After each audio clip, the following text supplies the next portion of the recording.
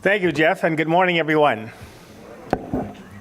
In fact, it has been my privilege and honor to serve our community as president at CSU Bakersfield over the past 12 years. And it's my pleasure to introduce our next panel, which will be on local economic conditions and trends. And I'm going to ask them to go ahead and join me on the stage here. And I would add, while they're coming up, that over the last year, CSU Bakersfield has received quite a number of national accolades. And one that I will mention relative to this meeting this morning is that we were ranked by economists as the number 5 university in the country in terms of the value of the degree in terms of economics as measured by mid-career earnings of graduates. We thought that was pretty good.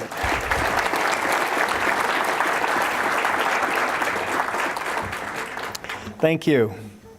So this next panel consists of 3 economists from CSUB. And I'll give brief introductions, and of course the full introductions are in your program.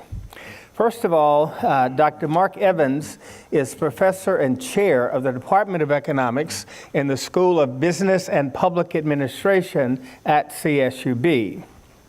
Previously, he served as associate dean of the school and also as interim dean, and he was also interim dean of our extended university division. He received his Ph.D. from the University of New Mexico and joined the CSUB faculty in 1978. The university was only 8 years old when he joined the university. Second, Dr. Nyakundi Michieka, I had to struggle with that a little bit, is assistant professor of economics. He grew up in Kenya, where he earned his undergraduate degree, and he earned his Ph.D. in natural resources and environmental economics from the University of West Virginia. He came to CSUB in September 2014. Third is Dr. Richard Gearhart. He is also assistant professor of economics. He joined the faculty in August of 2014, coming from Clemson University, where he earned his master's degree and Ph.D. in economics. He's also the managing editor of the Kern Economic Journal. I'm going to turn the panel over to Dr. Evans. Thank you, Morris.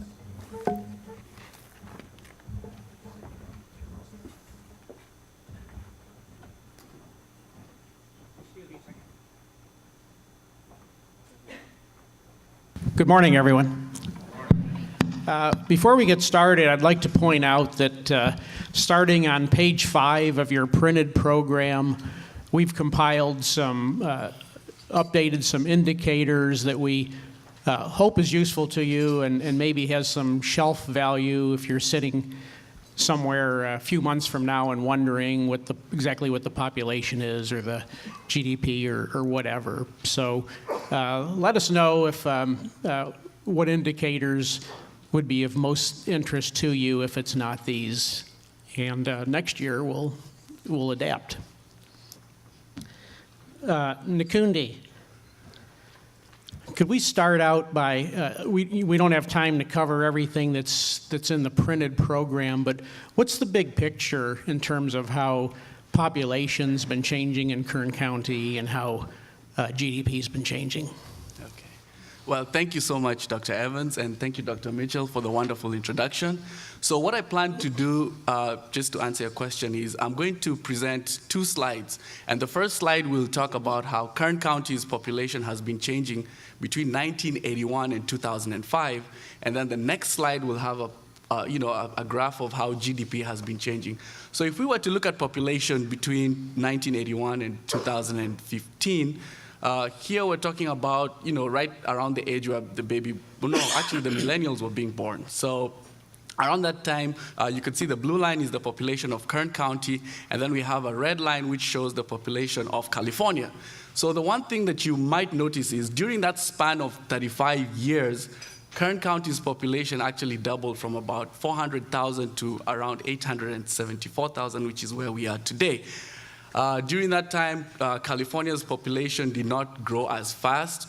And one other thing you'll notice from that graph is that between 2000 and 2010, which is the last decade, Kern County's population was growing twice the speed of California. So we were growing much faster, but that speed actually reduced towards, over the last couple of years. And just to put numbers, between 2014 and 2015, Kern County's population grew at 0.65%, and California's population grew at about 0.93%. So we're kind of slowing down and catching up with that.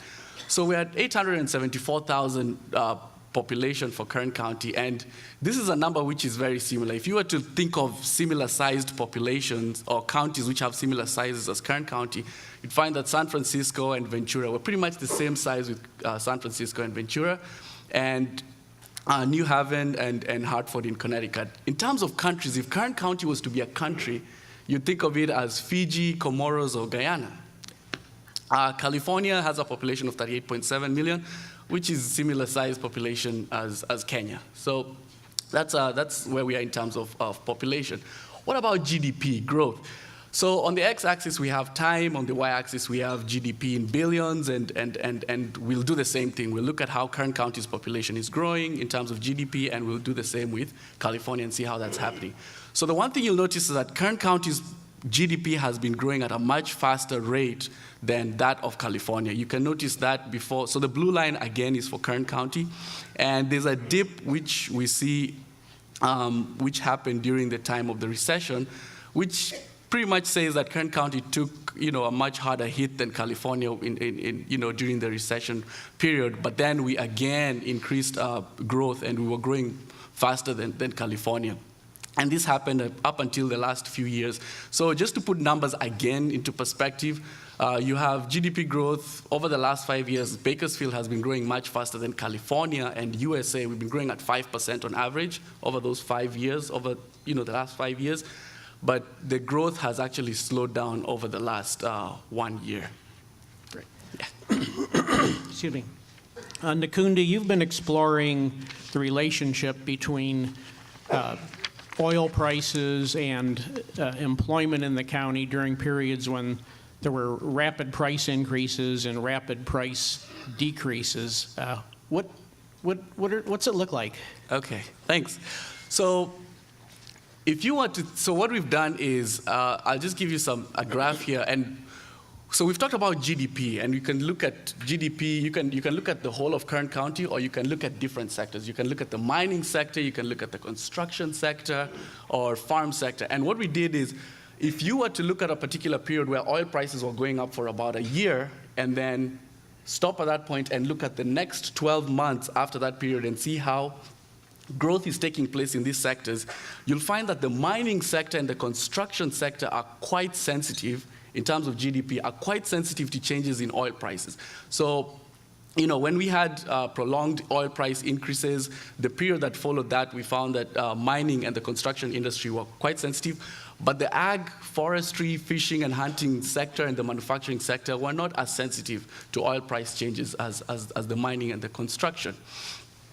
So then there was a study that was put out there, and what these folks did is they said, if oil prices were to decrease by 50%, what do you think we would see in terms of employment at the state level in the United States? So let's look at all the states in the US and say, if oil prices were to decrease by 50%, where do we see a big change in employment? So that shows the map of the US, and the red signifies states where we'd see a large impact in terms of employment. And you'll see that Wyoming gets hit with a 4.3% reduction in employment. You also have North Dakota, which has a 2% decrease in employment, Oklahoma, and then you have the Texas, the West Virginias, and the Louisianas. So this is what's happening at the state level. And what we said is, why don't we look at what's happening at the county level? Because that's where Kern County plays a role. Now, if I was to ask you, ladies and gentlemen, a question, how many people do you think are employed in Kern County's oil and mining sector? Just average. Anyone can answer this question. Pardon? 15,000? 15,000? 15, 8, right? We're around there. So what we did is, what I'll do now is I'll show you a slide, or I'll show you a pie chart which shows the percentage of employees by sector, okay? So in June 2014, you'll find that the oil and gas extraction and the well drilling sector employed 3.55% of the total employees in Kern County. So we're looking at about 12,000 individuals, which is about 2,000 people more than the ones we have at CSU Bakersfield. If you were to look at the other sector, construction employed about 5% of the total employees in Kern County. The manufacturing sector had about 4%. And then the service sector, which is the yellow one, employed about 60% of the employees. We're talking about 209,000 people here. The service sector employs a lot of people. And then the blue is the other industries, which are the farming. So we said, okay, let's look at a snapshot of what's happening in June 2014, and let's look at a snapshot of what's happening in January 2016, about 18 months after the oil prices have actually gone down. Let's see, do we see more people working in the oil industry or farm? What's happening? Okay, let's do the same thing. So we find that, again, the oil and gas and extraction drilling employees reduced. We also saw a reduction in the number of employees in the construction industry, a reduction in the number of employees working in manufacturing, but then the service sector increased, okay? We see an increase in, about 3% from June 2014 to January 2016. So during this period, we're actually seeing more people working in the service industry compared to what we saw a couple of years ago. So while we see some gains, or while we see some losses taking place in one part, we see some gains happening in another sector. With service sector, what we're talking about is we're talking about retail, we're talking about restaurants, we're talking about transportation. When oil prices go down, consumers are left with more disposable income to spend on shopping. We buy food, we go for restaurants, we now upgrade. We go to, we stop going to Applebee's and maybe go to better restaurants, right? And buy better clothes, maybe, if these are normal goods. So those sectors, we've seen an increase in the number. And then the other sectors, which includes farming, has also reduced. So we've seen a growth in the service providing industry. Now, if you were to look at employment in June 2014 and January 2016, and you're to compare, you'll find that in June 2014, we had Kern County employed about 351,000 people, but this number increased to 353,100. So the number of people employed has actually increased during this period, right? So that's a plus to think about. So then we said, okay, well, let's do something else. Let's look at how employment is changing, right? Over the last 25 years, which is pretty awesome, right? 25 years, and let's say, well, on average, what usually happens? Let's look at periods where we had oil price increases and oil price decreases, and then let's look at the 12 months following that period and see what's actually happening to employment. Do we see employment growth? Do we see employment declining? And let's do that with each sector. Let's look at the top 5 sectors. So you have a blue line here that is going to take its time to go from one side to the other, which shows the number of employees in construction, and then you have, those are the farming employees. I have another graph here showing, you can see that that's manufacturing slowly making its way. And after we do that, and then the black line shows the West Texas Intermediate spot prices. So we said, let's look at what's happening every 12 months, during the last 25 years and see what's happening. So in general, over the last 25 years, these are just looking at averages. We're not doing any models here. On average, the oil and gas employment sector, it's very responsive to changes in oil prices. Okay. Construction, again, is responsive to changes in oil prices. Manufacturing sector, it continues to grow despite changes in oil prices. So it's a bit immune, but the one that is quite immune is the service sector, which is not very responsive.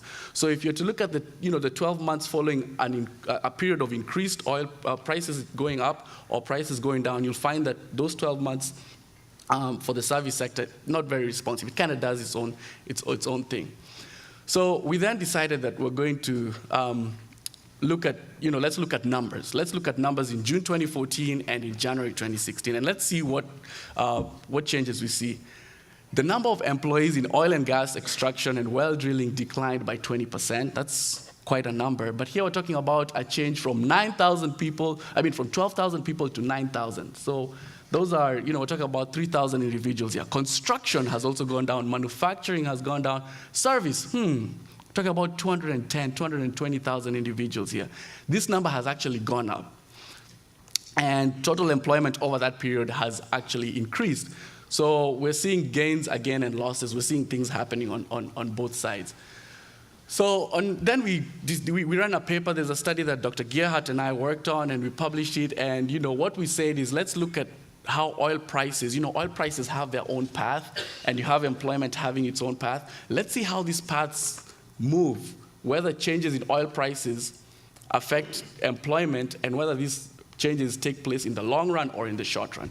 So we found that West Texas Intermediate and the oil and gas and farm sectors, they move together, right, in the long run, but not in the short run. Meaning changes that take place in oil prices in the short run don't really affect farming employment, over the short run. It takes a while before you start to see those effects coming into play.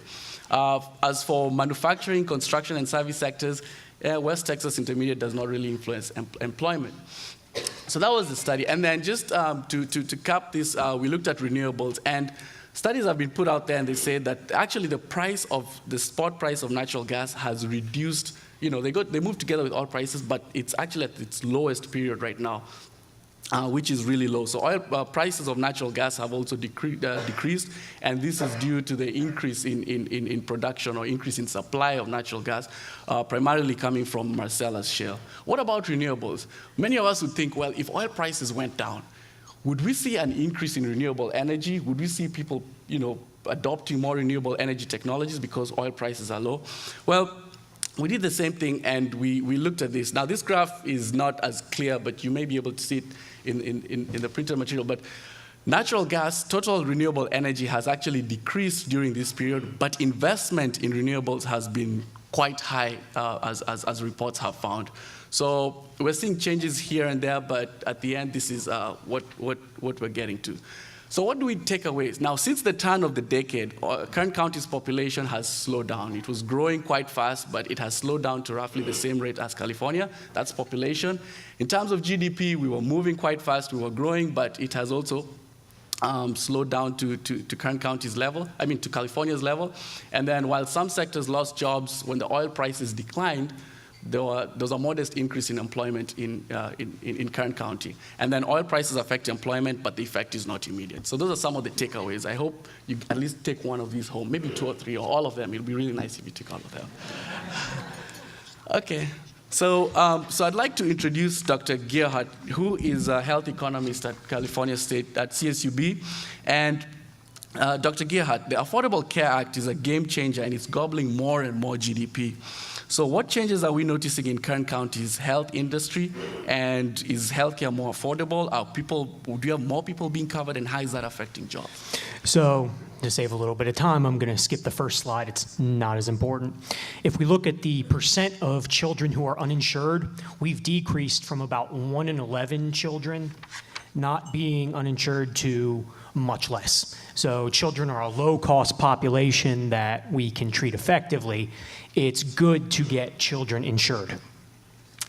If we look at the total number of Medi-Cal beneficiaries since 2009, there's been about 150,000 number increase in total Medi-Cal beneficiaries. So that's a huge increase. And unfortunately, what we're seeing is these individuals are either not utilizing care just because of the long wait times to see their family doctors, or in the second column, they're using the emergency department as their primary source of care. So among Medi-Cal patients, there's been a nearly 10% increase in the number of visits by Medi-Cal patients. That's not good. Unfortunately, even though the number of providers, both in hospitals and nurses, has increased in Kern County, since 2009, there's been a nearly 50% increase in the number of nurses, which is more than total employment, so that's really good. It still isn't keeping pace with the total number of Medi-Cal beneficiaries. And so I want to talk a little bit about healthcare efficiency. And we often hear that Kern County is one of the poorest providers of healthcare. And what we hear is that the healthcare inputs, the providers, the doctors, the nurses, the hospitals, the equipment that we utilize, those are the only things that are used to impact individual health. And that's incorrect. There are a lot of other factors that influence population health. They're demographic. their race, gender, your age, their environmental, your access to clean water, your access to healthy foods, the air quality. Behavioral is huge. Smoking, drinking, those Monster energy drinks that fall out of trucks whenever someone steps in. Economic, unemployment, household income. And so the Robert Woods Johnson Foundation creates county health rankings, and they say that Kern County is near dead last in producing health care. And we've done a study and said, is Kern County health care that bad? And the answer is no. Look at all these factors. Behavioral, we're more likely to smoke, less likely to go to college, less likely to exercise, more likely to have children in poverty, have unclean water, and we have fewer medical providers than California as a whole. Well, if we take a look at the difference in these inputs and some certain health outcomes between us and California, notice the red. We have significantly worse health inputs than health outputs, or our medical providers are fighting an uphill battle from the moment that they see a patient. Basically, healthcare inputs are all significantly much worse in Kern County than in California on average. Healthcare providers are doing a fantastic job providing care that offsets many of these disadvantages that they face. Again, they're fighting an uphill battle. Dr. Michieka and I did a study on this, and we found that Kern County ranks middle of the pack, much better than what previous analyses have found. And we still ask ourselves, is that still low? And the answer is no. Most of the impact of having low health outcomes is behavioral in Kern County. It's the smoking, not exercising, the drinking, eating the fast food. So even though medical providers might be able to provide treatment, health behaviors can offset a lot of the good that our health care can do. Talk very, very briefly on how would a hypothetical minimum wage increase of $15 impact Kern County. And I noticed in the paper this morning that will be on the ballot in November.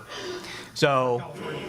very hypothetical. So, we look in the first column, about 40% of the workforce in Kern County earns less than $15 an hour. Pretty much all cashiers, retail salesmen, fast food and restaurant cooks, servers, and farm workers would be impacted. Or essentially, we estimate that 120,000 people in Kern County of the nearly 300,000 would have to have their wages raised. This doesn't take into account the fact that other workers will have their wages raised just because they feel like they need to. And it's mostly driven by the farm sector. One point to make, and it's very important, is that a federal minimum wage is probably not the best tool to combat poverty. A $15 per hour minimum wage feels like $15.35 in Bakersfield and $12.47 in San Francisco. Our dollar goes a lot further than a lot of other places, signifying that perhaps we should look at county-level initiatives if we want to impact poverty. I'll now turn it over to Dr. Mark Evans. Okay, the United States needs approximately $1.7 trillion of infrastructure by the end of the decade. Now, in a country like Germany or Canada, which is just as committed to environmental quality as the United States, it would take about 2 years to get one of these projects off the ground. Here in the United States, it takes 8 to 10 years to get really the permitting approvals.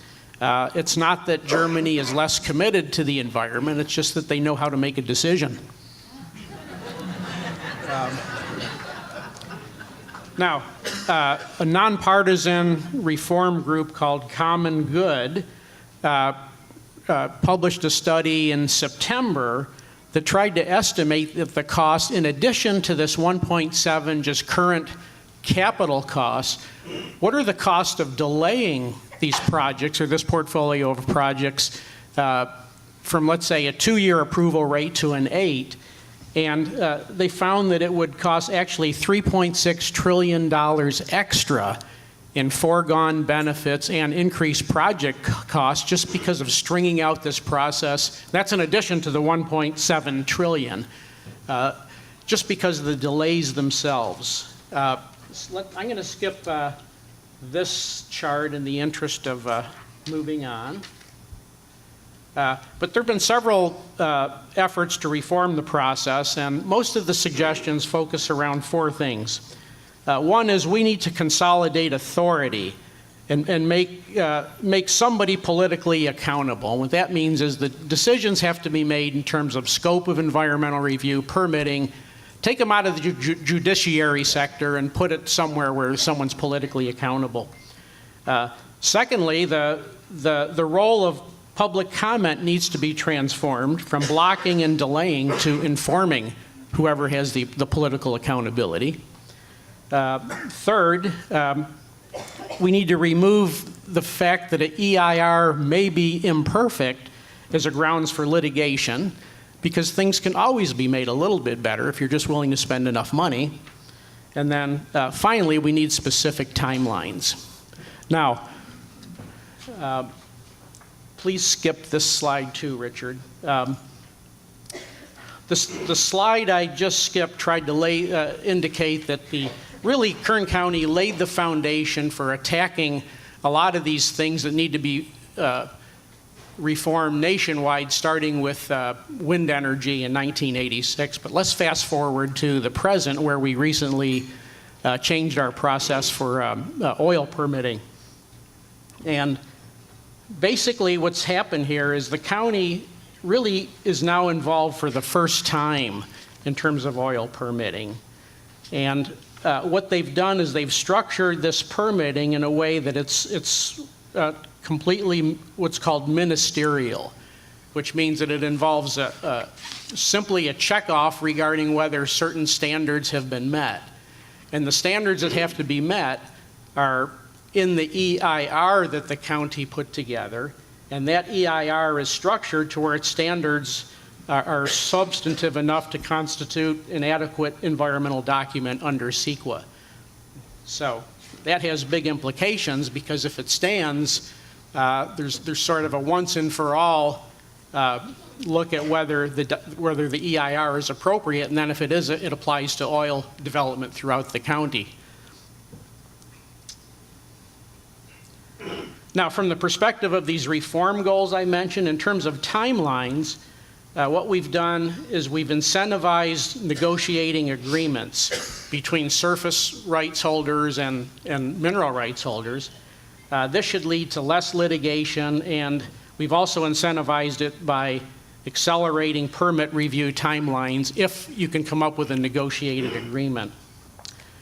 In terms of reforming the EIR process, you really can't do anything about that at the local level, but it's kind of creative in that what our county's trying to do is structure that so there will be one EIR challenge rather than an EIR challenge. It's kind of like a meta challenge that we've got to get through.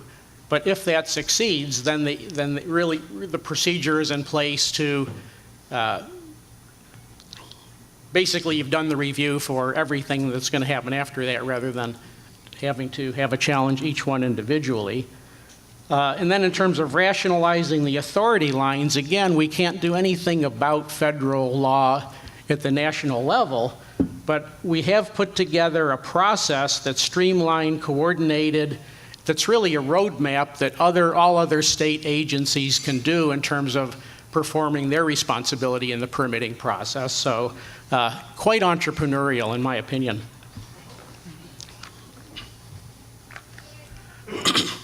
Now, the reason I'm talking about physical infrastructure and private investment, as well as education, is those really are the two ingredients of future growth. So, I think in terms of capital formation, as long as we have the stewardship that's required to fund these projects, the county is in a really good position in terms of making sure they happen. With regard to human capital, as President Mitchell mentioned, we now are able to actually figure out what individual colleges are doing in terms of either adding value in the workplace of their graduates or not adding value. There have been two very good studies by very reputable organizations recently, and I'd like to summarize them. First, the Brookings Institution did an evaluation of 2-year colleges and 4-year colleges, and what they came up with in terms of estimate for Bakersfield College is that Bakersfield College really mid-career adds $4,000 more in earnings to its graduates than similar graduates graduating from similar colleges in similar regions.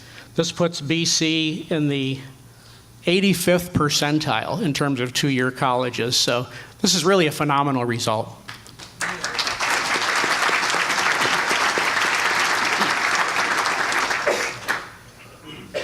Taft College. 10 years out, a graduate of Taft College is making almost $7,000 a year more than a graduate with the same personal characteristics graduating from a similar college in a similar region. This puts Taft in the 96th percentile in terms of 2-year colleges.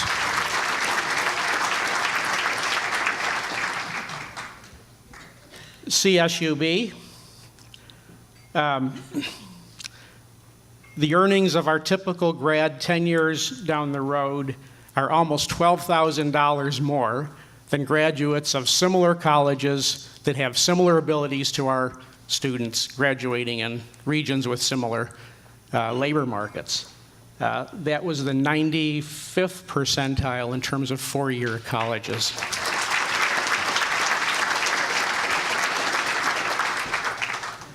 Second big study was by The Economist magazine, and The Economist looked only at 4-year colleges, and what it found is this is reassuring, but their estimates were quite close to the Brookings Institutions, which suggests that the studies are reliable and that they're coming up with similar estimates. But again, about $11,000 additional earnings over students with the same ability graduating from universities with the same general characteristics. This put us at number 10 in the nation in terms of increase and value added, 99th percentile.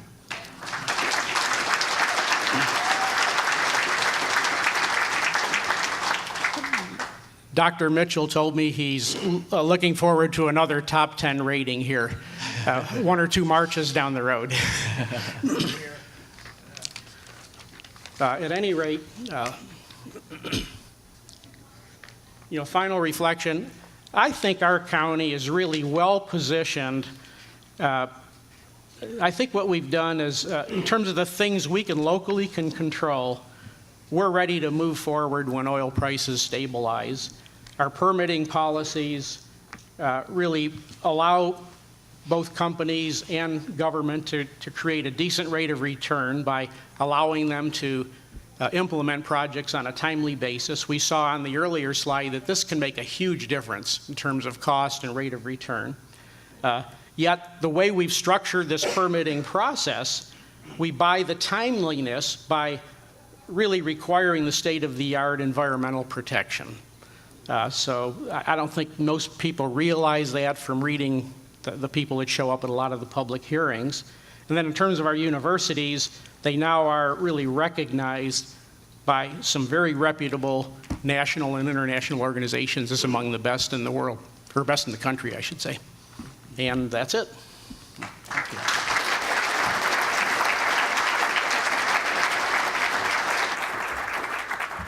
Mark and panelists, thank you very much. We appreciate your presentation today.